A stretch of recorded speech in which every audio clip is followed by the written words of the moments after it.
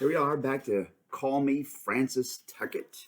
Let's try to read chapter 3 and 4 and see what happens.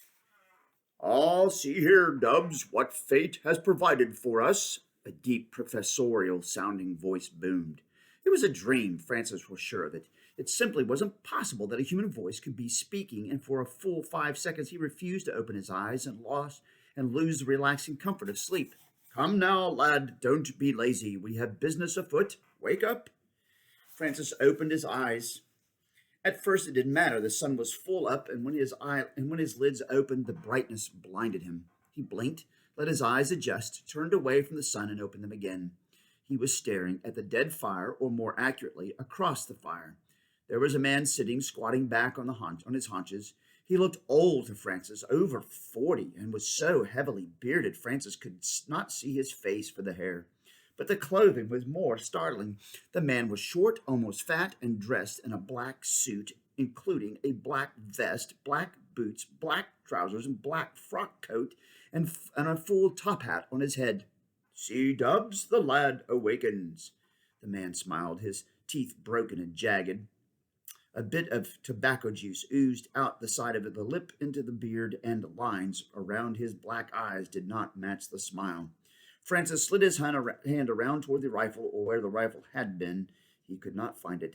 See, Dubs, even now he reaches for his weapon, a true child of the frontier. The man spoke to somebody else.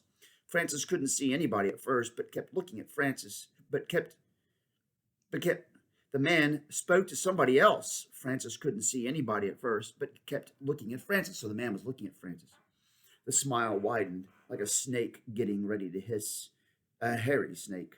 I have your rifle, and a nice piece it is, too. What? Who are you? Francis at last found words. What are you doing here? Exactly, the man nodded, waving a filthy finger. That's exactly what I said, wasn't it, Dubs? When we came upon the lad, didn't I just say that? We came over the hill at dawn, and I saw you sleeping there, and saw your horse, and I turned to Debs and whispered, so as not to disturb your slumbers, and I said, who is this, and what is he doing here? Francis sat up and tried to. Something heavy, like warm iron, descended on his head and shoulders and pressed him back down. He swiveled his head back and saw that he was looking at a giant, a true giant. It was a man in crude buckskins, so large he seemed to blot out the sun, and Francis saw that the giant had put a hand down to keep him on the blanket. Dubs, the man across the fire said by way of introduction. Isn't he something? There are some who have questioned his humanity, thinking he was of another species. Men, I should hasten to add, who are not with us any longer. Dubs, having sent them to the nether regions, but I do not question him. I am grateful that he is my partner, my right hand. He is Dubs, and I am Courtweiler, although most will call me Court. And you? Francis stared at him. Part of his mind was still trying to awaken, and part of him was trying to accept that apparently these men meant to harm him. If they had been friendly, they would not have taken his rifle. He realized that what had bothered him last night was his acting like an amateur, a greenhorn. He should have placed his bedroll well away from the fire, hidden so he would have time to react if enemies came. Stupid.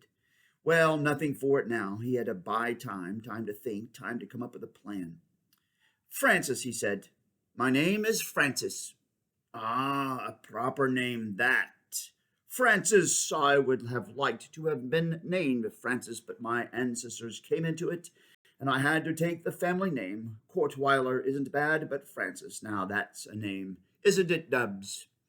Francis looked up again, and if the giant was listening at all, he gave no indication. He held Francis down with one hand while staring out across the prairie.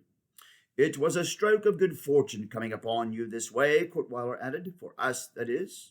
Not so good for you. What do you mean? Francis looked at his rifle, which was across the fire on the ground, leaning against Courtweiler's leg while he squatted. He couldn't reach it, and his possibles bag and knife were somewhere in back of him, but he'd never get to them before Debs landed on him. I mean, Francis, that we have a specific need for just about everything you have. Our equipment has run into the ground, and we aren't halfway to the Golden Coast we aspire to. I'm afraid we're going to have to relieve you of your belongings. My belongings? Courtweiler nodded. Exactly. Gun, horse, saddle, essentially everything. I think I could even fit into the buckskin shirt. My clothes, too, except your pants.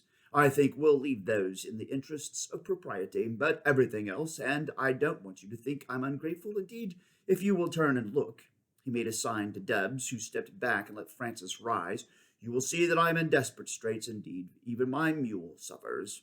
Francis rose to his knees and looked to the rear, where an old mule, so skinny its ribs stuck out inches, stood with its head hanging nearly to the ground. On its back was a blanket worn until there were holes through it, no saddle, and instead of a bridle, a loop went around the lower jaw. The miracle, Francis thought, was that the mule had gotten this far. You see what I mean? Portweiler pointed to the mule. Dubs prefers to go afoot, and by the third day will outrun a horse. But given as I am to more intellectual pursuits and less of the physical, I need to ride, and so we must have your horse. I have kin, Francis said, just over the rise. They'll be looking for me. Portweiler shook his head. Dissembling it won't help, my boy. We came from there. There are no people there, no tracks, nothing. I do not know how you arrived here, but let me assure you there is nobody close to help you. I'll die if you leave me here with nothing. Portweiler sighed. Indeed, there is that possibility. Still, life on the frontier is very hard, and we must accept these little setbacks and somehow muddle on. Don't you agree? Now, please take off that shirt before I have to ask Dubs to assist you. Francis hesitated, saw Dubs move, and decided not to anger the huge man. He shrugged out of his shirt, felt the morning coolness on his skin. Off the blanket, please. Francis moved from the blanket, and Dubs snaked it off the ground and rolled it up in one fluid motion and stood again, still waiting. And now, Francis, as fruitful as it has been to meet you, I'm afraid we must be off. Dubs had already caught the mare. Francis could not believe they had done all this without awakening him, and they saddled her, left the mule standing, and rode off.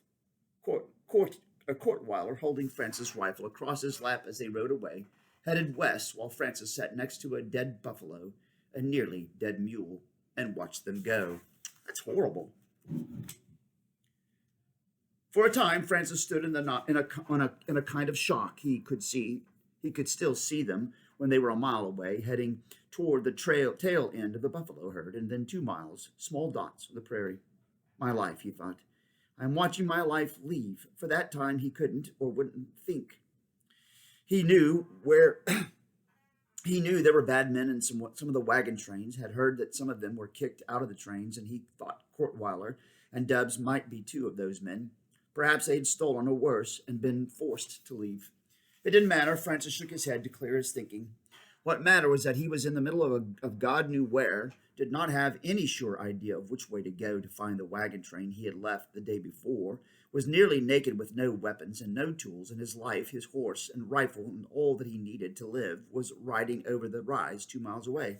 That was what mattered. As he thought, Dubs and Courtweiler vanished, hidden by the land, and Francis looked around, half expecting somebody to step forward and say it was a joke or to help him. There was nobody, and he frowned, thinking. There was an answer here somewhere, something they had said, or Courtweiler had said. What was it? Was it about Dubs? Dubs didn't use a horse. He just trotted alongside, moving forward in a step shuffle. He looked almost exactly like a bear moving, and he easily kept up with a mare. Something about the horse. Some comment. What was it? Oh, yes, by the 3rd day, he could outrun a horse. Wasn't that it? Francis looked north again. He guessed that north was the direction he'd have to walk, 20 miles or more, to find the wagon train, but it was only a guess. If the buffalo herd had turned in the dust while they ran, and he had no idea if they had or not, he would be wrong and miss the train. If he missed the train, he would almost certainly die, unless he ran into Indians who would help him. The problem was that some of the Indians might not help him. 3 days, he thought again, and there it was, the answer. If that big ox could outrun a horse in 3 days, Francis should be able to do it in 2. Wearing nothing but moccasins and leather leggings, he would be able to do it in 1. He should be able to keep up with them. That was the answer. He would follow them and wait, hang back where they couldn't see him, and watch and wait, and maybe, when they slept, he could turn it around, do what they had done to him. He shrugged, loosened his legs from days of riding, and then when he turned, he saw the mule. For half a second, he thought of trying it, riding the mule bareback until he played out and went down, but the animal was too far gone. Looked out on his feet, and Francis shook his head. Sorry, mule, you'll have to stay alone. The wolves would come for him. Francis knew it was pure luck that they hadn't found the dead buffalo yet. Coyotes had come during the night, but not the wolves, huge gray slab-sided beasts that followed the herds of buffalo to get the old and sick and young.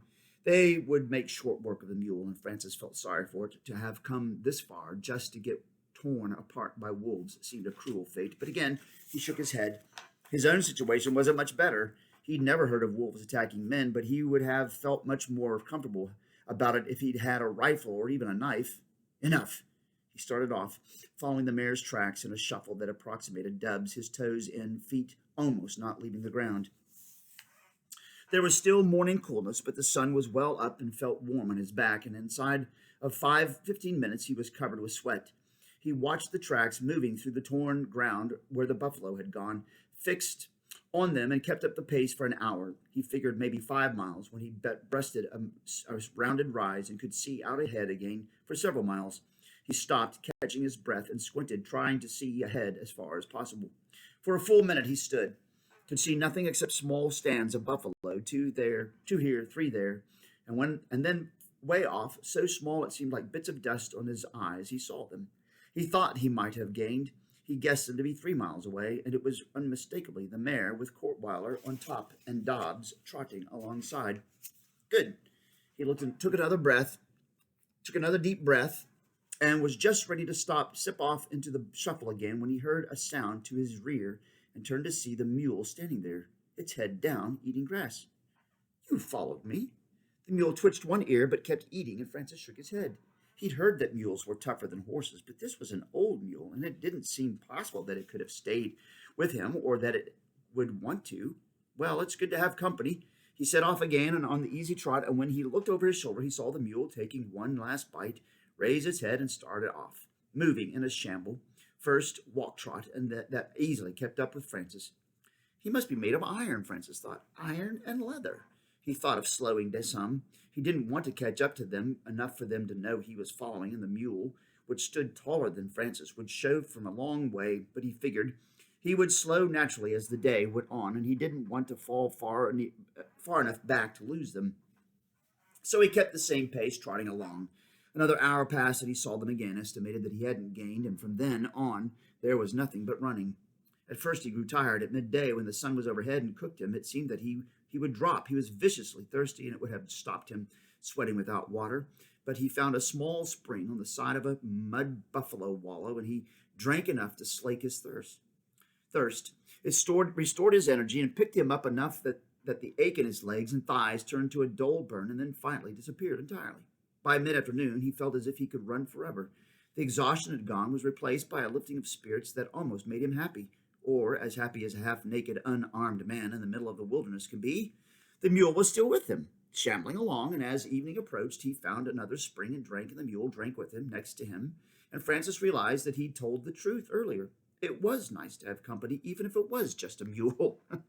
A very old, very tough mule, and as it turned out, a very dangerous mule. Just before dark, Francis stopped. He felt sure Cortweiler and Dubs would camp for the night, and he didn't want to run up to them. As soon as he stopped, the wolves found them. It was not a full pack, just 3 young ones, but they were still dangerous, at least to the mule, and there was little Francis could do. They came in on the mule, who stood, his ears laid back and his head down. Francis threw rocks at them, but they merely growled and didn't run and grew bolder with each moment, and one of them, the largest, finally had enough of waiting and went for the mule's rear end. It was his last act on earth. Francis had never seen anything like it. The mule raised one back hoof when the wolf made his move. Francis thought later it was like cocking a rifle, and he kicked so hard and fast Francis couldn't see it move. One instant the wolf was making an attack, and the next the whole front of his head was caved in, and he hit the ground a full 10 feet back, absolutely stone dead. He didn't even twitch. The other wolves saw it happen. One of them went over to the dead wolf and smelled the body, then looked at the mule, shook himself, and the two trotted off into the evening. Francis watched them go and smiled at the mule. Well, if I can't have a rifle or knife, you're the next best thing, like a cannon. He stood close to the mule. In the evening, the heat of the day was going fast, and he had perspired all day. A chill came into him, and he found that by standing against the mule while it ate, he felt warmer, and listening to the mule pull grass and chew somehow made it more peaceful, protected, and let him think on than his next move. It would be dark soon. He didn't know how close he might be to them, or even if they were going to stop for the night, although he somehow couldn't see them traveling hard, but he thought they might be fairly close, a mile or less. Just before the wolves had come, he had moved to the top of a low knoll and scanned ahead. A mile to the west, there was a stream bed thick with low trees running along its side, and if it were his choice, he would camp there, where there was wood for fire and water for horse. He leaned against the mule, which was still, and Francis guessed that guest would forever be eating, and absorbed the warmth from the bony shoulder and waited. Finally, when it was pitch dark, he left the mule and climbed to the knoll again, looked in the direction of the stream bed. For a second there was nothing, then he saw it, a flicker. Then, when his eyes locked on it, he could see the full glow of a campfire. He had found them. Now all he had to do was wait. Well, that was pretty exciting. More to come. That was Call Me Francis Tucket. See you tomorrow. Bye.